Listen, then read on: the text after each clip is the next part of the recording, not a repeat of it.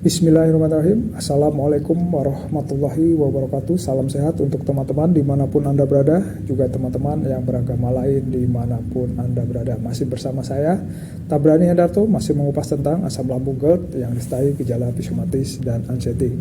Sebelum saya mulai, silakan di like, di komen, di subscribe, dan ditekan tombol loncengnya biar dapat notifikasi video-video terbaru dari saya. Yang sudah melakukannya saya ucapkan banyak terima kasih.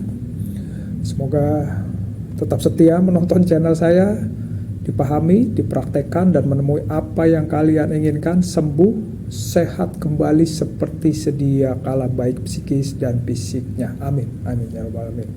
Saya sedang bekerja di hari Minggu yang cerah ini, tanggal 11 atau 12, saya lupa nih, hari Sabtu pagi saya lagi piket, saya sholat duha dulu. Terus ya seperti biasa bekerja, cuacanya bagus, panas, sebentar lagi akan olahraga sekitar jam 9. Di video ini saya akan membahas tentang makanan dan minuman yang perlu dipantang untuk sementara untuk mempercepat kesembuhan kita. Apa saja? Nah itu, bagi saya yang sudah sembuh, yang sudah bisa mengelola pikiran, terus bisa memanage pola hidup, pola makan, dan pola pikirnya, makanan untuk baru yang mengalami sakit atau lagi sedang proses penyembuhan, ini makanan yang wajib dipantang itu untuk sementara itu makanan pedas. Itu wajib, itu makanan pedas. Terus selanjutnya yang mengandung asam cuka, itu asam atau ya pokoknya asam, ada cuka, ada asam Jawa lah. Buah asam itu kita hindari dulu, buah muda itu yang masih muda seperti mangga. Terus yang mengandung asam-asam itu kita hindari. Pokoknya yang asam, yang pertama pedas, asam itu kita hindari terlebih dahulu. Terus yang ketiga yang mengandung lemak tinggi, ya kan, lemak tinggi itu ya seperti makanan Padang yang bersantan, itu kita hindari dulu. Bersantan, lemak tinggi itu kita hindari dulu. Terus kafein itu ya mungkin kopi, teh yang kental, terus itu kita hindari dulu makanan itu, ya kan. Makanan yang lainnya itu makanan yang keras dicerna di lambung kita. Itu makanan yang keras dicerna di lambung kita, misalnya kayak keripik, terus daging yang memang misalnya daging sapi yang mungkin alot, itu kita hindari dulu. Itu karena dicernanya agak susah, itu memerlukan asam lambung yang banyak untuk mencernanya, nanti akan menimbulkan sensasi yang tidak nyaman ya. Dari pertama itu makanan pedas, asam, lemak tinggi, dan makanan yang keras untuk dicerna di lambung kita, itu kita hindari untuk sementara, ya kan, kita hindari untuk sementara. Terus kalau minuman itu yang tadi saya sebutkan sudah, kafein, yaitu ya kopi, terus teh yang kental itu kita hindari dulu. Terus soda, nah itu soda kalau bisa ya udahlah, nggak usah minum soda. Boleh nanti kalau udah sembuh sedikit aja boleh, ya kan. Itu tadi kafein, kopi, teh yang kental, soda, terus ya tadi yang saya bilang minuman asam-asam itu ya kita hindari dulu. Nah kalau buah ya itu sekali lagi kayak buah itu cocok-cocokan, sekali lagi cocok-cocokan. Kalau saya cukup pepaya dan sedikit melon aja, dan nggak perlu banyak porsinya. Kalau yang dihindari ya maka misalnya mengandung asam itu misalnya jeruk, mangga muda, belimbing, terus jambu air, itu kalau yang mengandung asam lebih baik dihindari dulu. Kalau saya terus terang cocoknya cuma sedikit aja makan, mungkin satu potong itu beli yang di tukang buah, satu itu 3.000 ya, pepaya dan melon itu paling netral di lambung saya. Terus selanjutnya selain itu kalau sudah makanan, minuman yang cocok, nah tadi pantangan, nah yang minuman yang cocok, makanan yang cocok itu sekali lagi saya dulu pas sakit itu yang pasti itu ya rebus-rebusan sayur, labu siam, wortel, buncis, itu udah makanan pokok saya. Labu siam, wortel, buncis, terus labu siam, wortel, buncis, tempe, tapi sedikit, putih telur ya kan, direbus putih telurnya, jangan digoreng, lebih baik. Kalau goreng-gorengan itu untuk sementara ya, nggak lama itu ya, saya dulu hampir sebulan rebus-rebusan, terus ya lambat laun dengan gorengan, tapi seperlunya aja. Putih telur, telur rebus putihnya aja, sayuran labu siam, wortel, buncis, ya sedikit, kadang bayam, sedikit ya. Kalau kangkung tuh jarang saya dulu, bayam sedikit. Sayur sop itu paling sering. Terus merebus labu siam aja.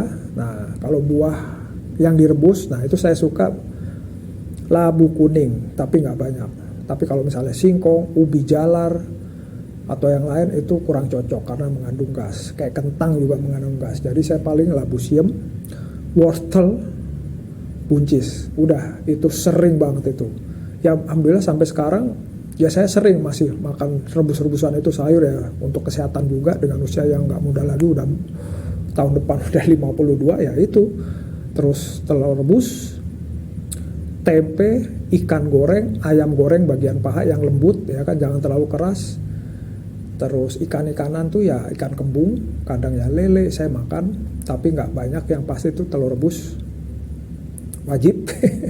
Sayur-sayuran direbus, tapi ya sekarang ya udah sayur asem boleh, tapi seperlunya aja, sayur sop seperti itu. Jadi kalau baru-baru itu lebih baik yang tadi saya sebutkan, makanan tempe, tahu direbus, tempe ya sesekali digoreng, ayam, ikan digoreng, telur rebus putihnya aja, terus labu siam, wortel lebih baik tuh labu siam kecil karena manis, terus wortel dan buncis itu cocok di lambung saya, dan mayoritas penderita asam lambung itu cocok dengan sayuran itu, seperti itu. Nah kalau minumannya yang cocok itu ya udah air putih, cukupi air putihnya, sesekali minum air manis, air madu, kalau enggak ya air hangat dicampur air gula sedikit. Kalau memang lambungnya kurang nyaman, air hangat itu dicampur air gula sedikit, air gula putih itu ya bolehlah sesekali. Tapi lebih banyak air hangat, air putih normal, air mineral biasa itu dicukupi. Kalau pagi ya minum air hangat. Misalnya ada kurang nyaman ya minum air hangat aja, seteguk demi seteguk. Nah kalau sekali lagi, kalau porsi makanannya sudah tahu, yang dipantang, yang boleh, terus minuman yang dipantang dan boleh. Nah itu kalau makan porsi sedang saja tapi sering. Misalnya satu porsi orang normal ya itu kita makan ya setengahnya, bisa dimakan 2 kali misalnya per 3 jam makan lagi kalau lagi proses penyembuhan atau sedang lagi terkena penyakit ini. Itu lebih baik satu porsi dibagi 2, jadi porsi sedang tapi sering, misalnya 6 kali atau 5 kali atau 4 kali. Kalau dulu saya sampai 8 kali, 1,5 jam atau 2 jam makan lagi, tapi porsi sedang tapi sering.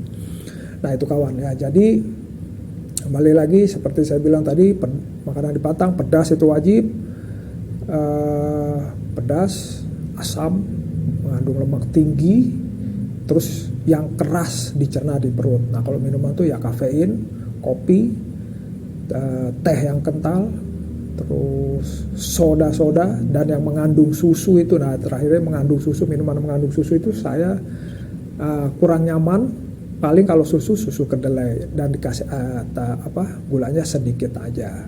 Nah yang wajib dulu itu ya telur rebus putihnya aja, terus sayur-sayuran itu ya labu siam, wortel, buncis, sesekali ya yang lain bayam atau yang lain itu yang cocok silahkan dicoba. Terus minumannya minum air hangat, kalau lagi kurang nyaman perutnya air hangat, kalau enggak ya air normal biasa, pokoknya cukup minumnya. Terus sesekali ya minum manis itu saya selalu madu aja, 1 sendok teh dicampur air hangat 1 cangkir, seperti itu. Jadi itu kawan yang bisa saya share di pagi yang cerah ini. Semoga kalian paham, dipraktekkan ya kan, terus dipahami, dipraktekkan, dan harus sabar menjalani. Kalau sakit kita tuh memang perlu proses, perlu kesabaran, mental yang baja, banyak acuh, dalam arti acuh, kalau ada sensasi dan gejala datang sudah acuhkan saja, bawa tenang, agak sedikit masa bodoh, tapi tetap menjaga 3 pola sehatnya. Oke kawan, selalu beristighfar, bersyukur dan berdoa kalian lebih baik setiap harinya. Semoga Allah menjawab doa kita, diberi kesembuhan, sehat kembali seperti sedia kala. Salam sehat. Oke, salam sehat.